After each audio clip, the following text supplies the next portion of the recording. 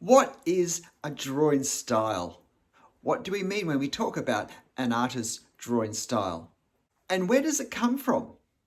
What gives one artist a certain drawing style and another artist a different drawing style? Why don't I have a drawing style? Why can't I develop a drawing style? Why do all my drawings look like they've been done by different people? Or if I don't like my drawing style, can I change it? I plan to answer all of these questions, and after I've had a chance to explain my understanding of our drawing style, I'll show you a few of my drawings over a number of years and highlight some of the ways in which my drawing style has changed and bit by bit shifted to, I think, a very different overall visual appearance. But simply, our drawing style is the way we draw. It's the thinking, the observations, the marks on the paper, of course, all together which create our drawing, which creates our drawing style. There can be dozens or hundreds of various elements to do with drawing all coming together. But it's also that they come together in a repeated way that creates some sort of recognizability, a consistency in all these elements coming together. Because it's this that makes my drawings recognizable as my drawings, as my style. The first way I have found very helpful in thinking about what style is, understanding it so I could control it more, was to think of the act of doing a drawing of a certain subject as a work of translation and conversation. That my finished drawing is going to be the finished piece, if you like, the translated version of the first one. It's going to be what I say to you, albeit through ink on a sheet of paper. But all the elements of that ink of the paper and all the things that contributed to the choices and decisions about what marks went where, how, all of those are my translation processes.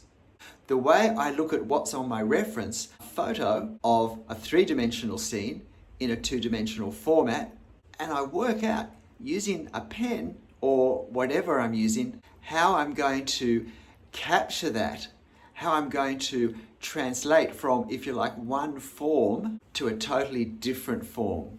And the techniques I use and all the choices I make in that drawing become my words and phrases, become the things I say over and over, become the tone of voice I use.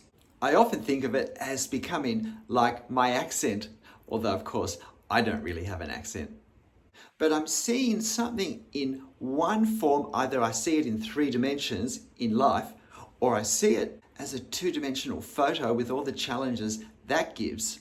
Or perhaps even I imagine it in my mind, but to each of those places I need to go and I need to grasp one thing and turn it into another, to translate it using my art to say whatever it is I want to capture, I want to say in my drawing. The second way I've thought about my drawing process that helps me to understand style, and particularly my own style, how can I control and even direct it? And that's to think of a drawing, any given drawing, as a series of problems I have to solve. And the importance of the way we think in creating our drawing style becomes very obvious, because the solutions we think of to a problem come from how we think. How do I draw foliage, whether it's in front of me or in a photo, when I can't possibly draw all the leaves? That's a problem that needs a solution. This scene has a very long depth of plane, but my piece of paper is 2 dimensions.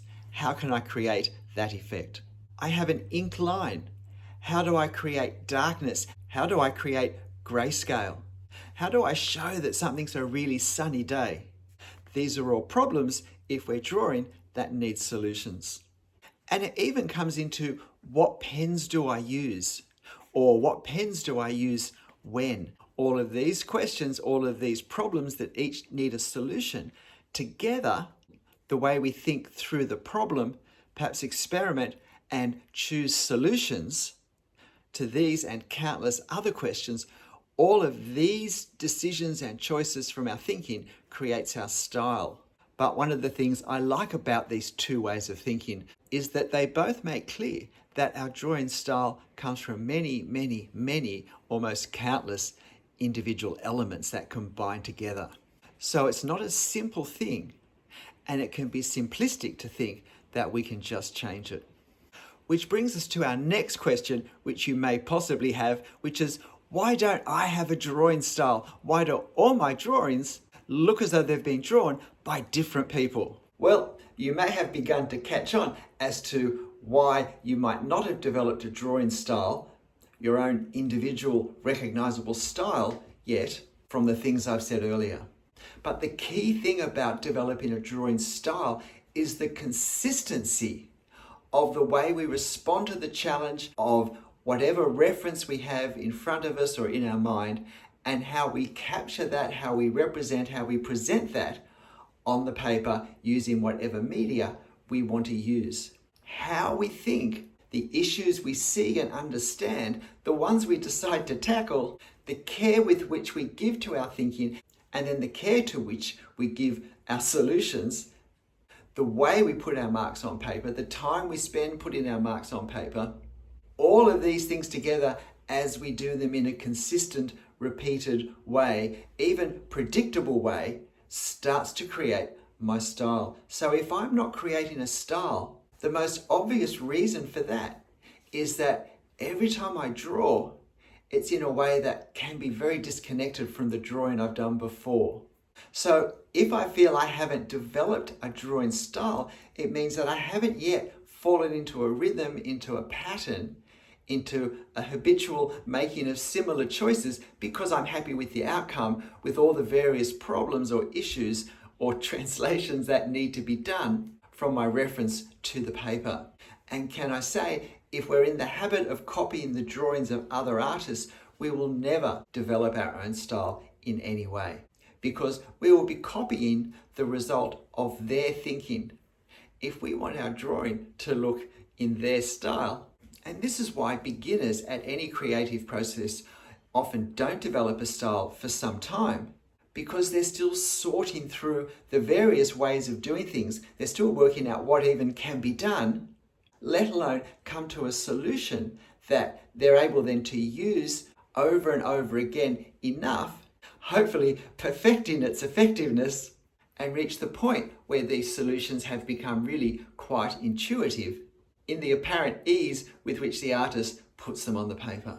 But none of us started with our style. Our style developed as we drew, and it developed as we would become more confident and more happy with certain elements of the drawing process and start to use those same ones over and over again. It's not the marks that are the challenge in drawing.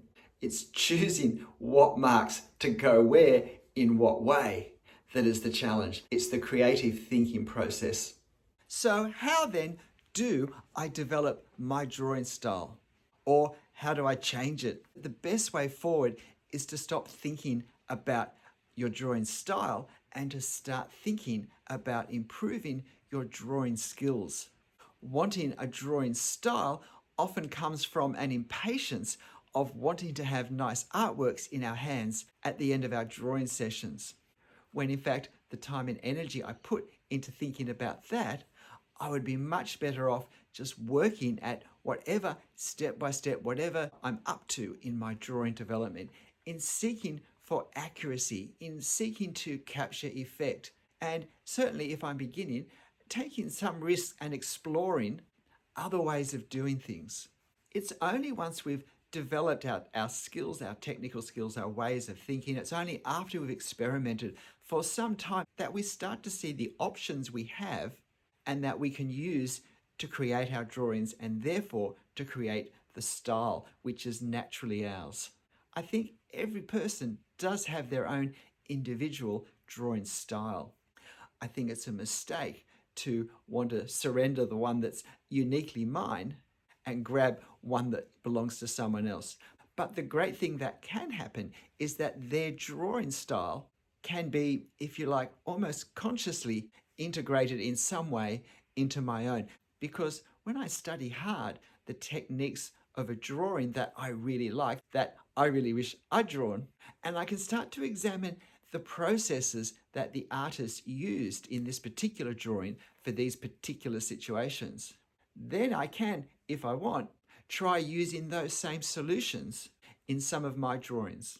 At that point, I'm not copying this artist's work. I'm being inspired by it in both the best way and the most useful way.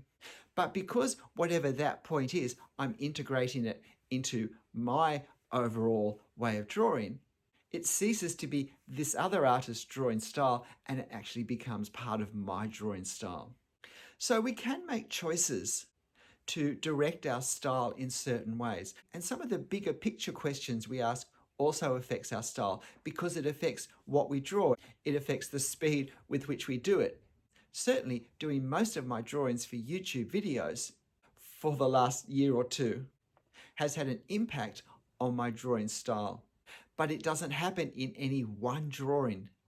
As our ongoing thinking and critiquing as we draw happens, we can see or discover new ways of trying to represent what we want to represent on our paper. And if, as we try some of those approaches, techniques, we like the way they look, then we will incorporate them into our ongoing drawing style. And that's the other point. Our drawing style is never finished. It's an ongoing, evolving thing. Evolving for all sorts of reasons, but certainly as we improve, but also as our interests change. Also as what we want to capture, the effect that we're trying to create, the impact that we're trying to create with our drawing, that can change as well over years. And that will almost certainly affect our drawing style development. And this is why I never encourage people to draw for my drawings. This is one of the reasons why I post my reference photos for all of my video demo drawings on my channel community page. So anyone can go to the same reference I used and try and create that in their way for their aims on their paper. Because even if they're trying to remember what I've done, they're still developing and integrating all of this into their own thinking processes, even with the same reference, not simply copying my marks. Another great way to develop our drawing style in a certain direction, if we have particular artists whose work we would love to inspire and inform our work more, and that's to study their techniques and then to draw a similar scene, but not the same scene. That will remove the temptation of taking the shortcut of copying, but it will allow us to be considering their words and phrases or to be considering their solutions to the problems that face us in this particular drawing and give us a chance to integrate those solutions, those words and phrases into our own drawing of a similar scene. When I first started drawing freehand in pen a couple of years ago, this is how my first drawings looked. And what strikes me about them now is how emphatic all the line work is. It's like every line's been drawn with an exclamation point. And I can see that I had a great emphasis, a great focus on architectural accuracy, on shape and proportion. And I can see I had a focus on that because that's probably the main strength of each of these scenes. In some ways, what I tried to capture was relatively simpler compared to what I might try to capture now. But over time, drawing a fair few drawings this way, I think in this very architectural, very black and white style, I think there was development. And it was development that began to go into a direction of more marks, thinking of the overall effect of what I was drawing rather than just nice, straight, firm lines to define architecture accurately. And so, although there's still a very emphatic look to these earlier drawings, there are more details creeping in and a wider range of mark making. Even when the architecture was more complex, the style was very similar. And then there was an almost conscious shift in my line work where I was wanting to get away from things looking so dark and precise and to create more effect, and that meant different line work. And so my drawings began to have a lot more line in them. Sometimes almost too much, I thought.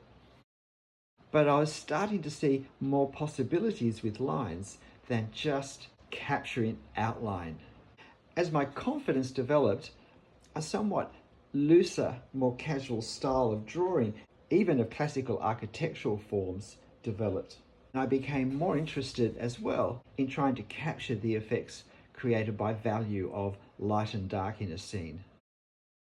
In many ways, this is a very similar subject to this one, but there are many more elements being considered in the style of this drawing than were considered with this one, where architectural accuracy was really the only thing that was focused on. Whereas this one has much more variation in line and pressure and width and value, all of which creates, I think, a much more effective drawing. As I became more experienced with freehand ink drawing, I became more daring in the sorts of scenes I took on. And that let me develop my drawing technique further. It gave me an opportunity. In fact, it forced me to tackle certain problems and find solutions. Or it gave me things I'd never translated before. And I had to seriously consider how the effects from my reference would appear on my paper. Even when just dealing in line work, I found a lighter, more relaxed line was appearing in my drawings as my drawing technique evolved and developed. Most recently, my drawing has reduced in size, in scale, and I've become very interested in creating and exploring mark making rather than line drawing, and capturing effects that I see in the reality of the reference or life. Particularly challenging is the bushland setting in which I'm fortunate enough to live, and therefore have inspiring me and motivating me to draw it every day. And it may be a scene of tangle and complexity, and we have to somehow visually maintain some order in the way we tackle the problems that the reference photo produces. Or it may be a much smaller scale, simpler subject, but which calls on the same sorts of skills, the same decisions, the same processes in our mind to go through. It may be a combination. It may be trying to capture the effect of weathering in our lines, not just to draw a shed and some trees, but to capture an effect. Or we may want to capture a more, to my mind, romanticized feel, a more sentimentalized depiction of our subject, using different marks for that.